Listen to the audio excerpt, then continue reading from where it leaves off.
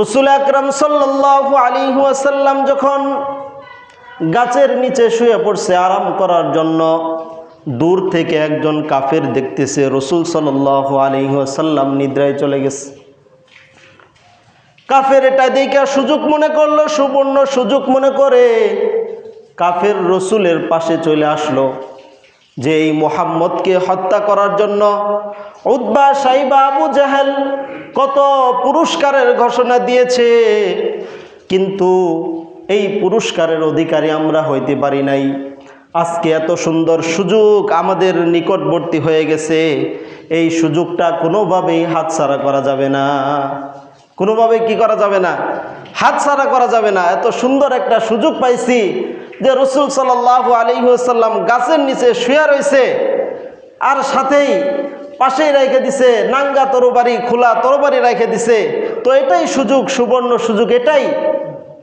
তো কাফের রাসূল সাল্লাল্লাহু আলাইহি ওয়াসাল্লামের কাছে চলে গেছে, গিয়া তরবারিটা হাতের মধ্যে উঠাইছে, হাতের মধ্যে উঠাইয়া রাসূলের বুক মুবারকের মধ্যে বসে গেছে। বসে বলতেছে মাই ইয়ামনাউকা মিন্নি। কি বলতেছে?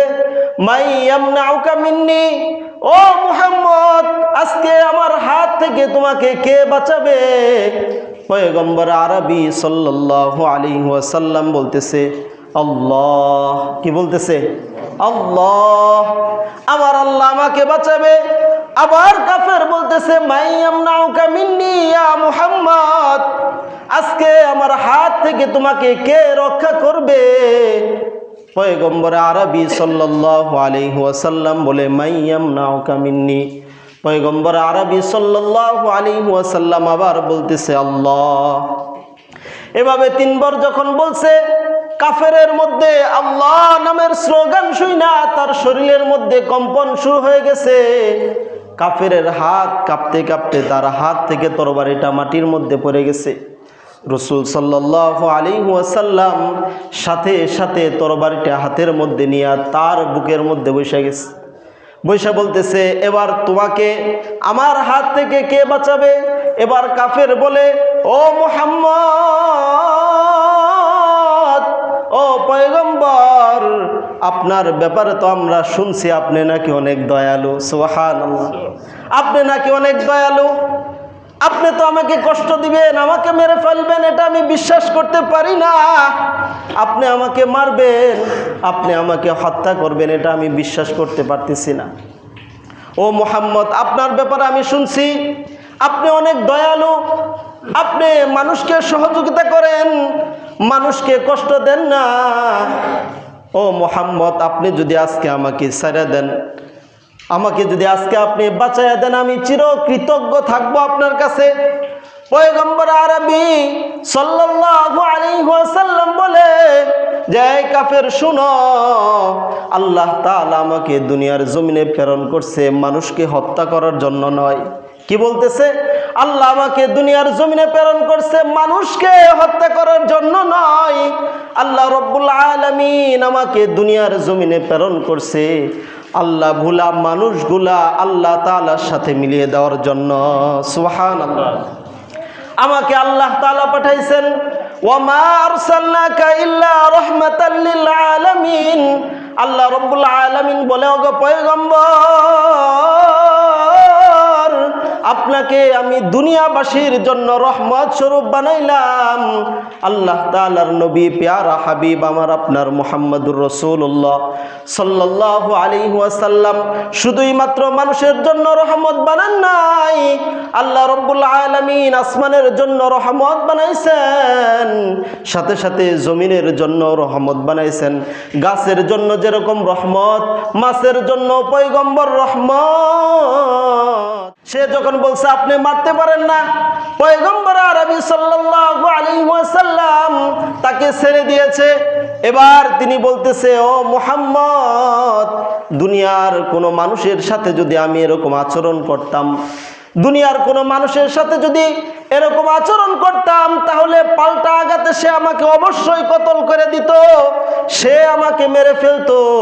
ও মুহাম্মদ, তুমি যেহেতু এত বড় খারাপ আচরণ তোমার সাথে করার পরেও তুমি আমাকে ছেড়ে দিলা, নিশ্চয়ই কোনো সন্দেহ নাই, কোনো সন্দেহ নাই তুমি যে আল্লাহ তাআলার সত্য নবী, এর মধ্যে কোনো সন্দেহ নাই। সুবহানাল্লাহ। সুতরাং ও মুহাম্মদ, আর দেরি করিও না, আমার হাতে হাত রেখে তুমি পড়ায়া দাও লা ইলাহা ইল্লাল্লাহু মুহাম্মাদুর রাসূলুল্লাহ সাল্লাল্লাহু আলাইহি ওয়াসাল্লাম। এটা ছিল রসুলের চরিত্র। রসুল সাল্লাল্লাহু আলাইহি ওয়াসাল্লামকে কেউ যদি আঘাত করত, রসুল সাল্লাল্লাহু আলাইহি ওয়াসাল্লাম তাকে পাল্টা উত্তম চরিত্রের মাধ্যমে তাকে দ্বীনের মধ্যে নিয়ে এসে পড়ত। রসুল সাল্লাল্লাহু আলাইহি ওয়াসাল্লামের সুন্দর আখলাক চরিত্র দেখা কাফেররা তারা ইসলাম গ্রহণ করত। দেখেন না তায়েফের ময়দানে রসুল সাল্লাল্লাহু আলাইহি ওয়াসাল্লামকে কিভাবে রক্তাক্ত করেছে, কাফেরের বাচ্চারা কিভাবে রসুল সাল্লাল্লাহু আলাইহি ওয়াসাল্লামকে মারধর করেছে। সারাদিন মার খাওয়ার পরে যখন সন্ধ্যা হয়ে গিয়েছে, রসুল সাল্লাল্লাহু আলাইহি ওয়াসাল্লামের কাছে জিবরাইল আমিন চলে আসছে। আয়েশা বলতেছে, ও পয়গম্বর, আপনি যদি হুকুম দেন, আপনি যদি শুধুই মাত্র ইশারা করেন, তাহলে এই পুরা তায়েফটাকে আমার আঙ্গুলের মধ্যে উঠাইয়া, আসমানের উপরে উঠাইয়া পুরা তায়েফকে আমি ধ্বংস করে দিব। পুরা তায়েফকে আমি ধ্বংস করে দিব। আপনি যদি শুধুই মাত্র কি করেন, একটা ইশারা দেন, পুরা তায়েফকে আমি ধ্বংস করে দিব, বিন্দু মাত্র এটা বাকি রাখবো না। কিন্তু রসুল সাল্লাল্লাহু আলাইহি ওয়াসাল্লাম কি বলে, আমার আপনার দয়ার নবী কি বলে?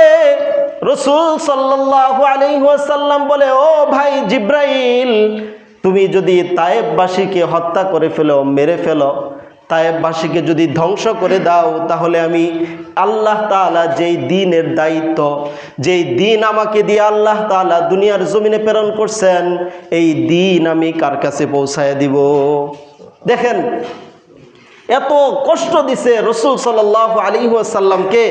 হাদিসের মধ্যে আসছে যে তিনবার রসুল সাল্লাল্লাহু আলাইহি ওয়াসাল্লাম পাথরের আঘাতে তিনি বেহুশ হয়ে গেছেন। তিনবার এত কষ্ট দিছে রসুল সাল্লাল্লাহু আলাইহি ওয়াসাল্লামকে। দিন শেষে রসুল সাল্লাল্লাহু আলাইহি ওয়াসাল্লাম কি বলে যে, ভাই জিবরাইল, তুমি যদি তাদেরকে যদি ধ্বংস করে দাও, তাহলে আল্লাহ তাআলা আমাকে যে দ্বীন দিয়ে আমাকে দুনিয়ার জমিনে প্রেরণ করছেন, এই দ্বীন আমি কার কাছে পৌঁছাইব? সুবহানাল্লাহ। সুতরাং জিবরাইল তাদেরকে মারার দরকার নাই, তারা তো বুঝে নাই। তারা যদি আমি রসুলকে যদি চিনতো, আমি রসুলকে যদি জানতো, তাহলে তো তারা আমাকে মারতো না, তারা তো দ্বীনই গ্রহণ করতো। সুবহানাল্লাহ। কিন্তু আমাদের অবস্থা তো ভিন্ন। আমি যদি দ্বীনের দাওয়াত নিয়ে যাই, আমার সাথে যদি 19 থেকে 20 করে, তাহলে তার বিরুদ্ধে আমিই লেগে যাই। আমি দ্বীনের দাওয়াত দিতে গেছি, সে যদি আমার সাথে একটু খারাপ ব্যবহার করে, মনে মনে বলে এই তো কাফের হয়ে গেছে, কারণ আমি দাওয়াত দিয়ে গেছি তার কাছে দ্বীনের দাওয়াত, আর সে আমার সাথে খারাপ আচরণ করছে, সে কাফের হয়ে গেছে না? এমন ফতোয়া দিয়ে ফেলি। কিন্তু রসুল সাল্লাল্লাহু আলাইহি ওয়াসাল্লামকে এত কষ্ট দেওয়ার পরেও বলতেছে, তারা তো বুঝে নাই, তারা অবুঝ, তারা নাদান। তারা যদি বুঝতো, তাহলে তো তারা দ্বীনকেই গ্রহণ করে ফেলতো। সুবহানাল্লাহ। এই দয়ার নবী রসুল সাল্লাল্লাহু আলাইহি ওয়াসাল্লামের আখলাকের ব্যাপারে আল্লাহ তাআলা কসম খেয়ে তারপরে বলতেছে যে, আমার রসুলকে আমি উত্তম চরিত্র দান করছি। সুবহানাল্লাহি ওয়া বিহামদি। এই রসুলের আদর্শকে আমাদের মানা উচিত না? এই রসুলের আদর্শ আমাদের মানা উচিত না? আল্লাহ রব্বুল আলামিন আমাদের সকলকে রসুল সাল্লাল্লাহু আলাইহি ওয়াসাল্লামের আদর্শে আদর্শবান হওয়ার জন্য তৌফিক দান করুন। ওয়া আখিরি দাওয়ানা আলহামদুলিল্লাহি রাব্বিল আলামিন। আসসালামু আলাইকুম ওয়া রাহমাতুল্লাহি ওয়া বারাকাতুহু।